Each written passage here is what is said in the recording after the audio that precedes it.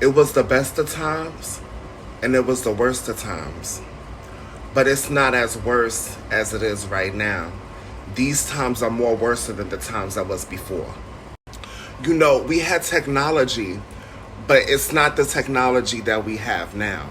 The technology that we have now might eat us. The technology that we had back then, it was simple. It was just, just very simple binary code, 012121110 or whatever it is. I don't know that stuff. And I didn't have to back then. We had Gigapets and Game Boy Colors. Gigapets was this little demon that was inside this little egg that had a screen on it, and you would have to feed it and take care of it. And if you missed one meal, it would be unalived. And that's why a lot of the millennials now, we have anxiety.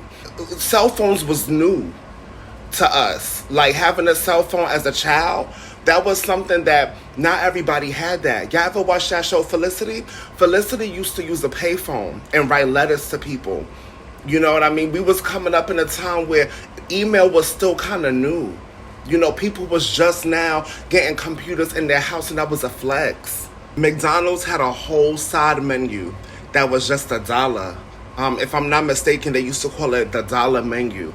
And when they meant $1, they meant $1. And what was even crazy is that there was a new innovation at the time where they would put the salads in a cup, and they would call them McShakers. And I think that's how we got the idea to shake our salads now, because it made sense. Back in those days, Red Lobster, Sizzler, Olive Garden, that was fancy. That was high class. You didn't just walk up in there in jeans and nothing. No, you had to put on a good shirt.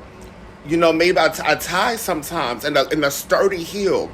A real chunky, ugly looking heel, because that's what we had in the 90s. Spice Girls had lollipops, and you would crash out if you didn't get your favorite Spice Girl. People thought that Y2K was going to be the end of the world. And in a way, they was right, because it was the end of the world as we knew it.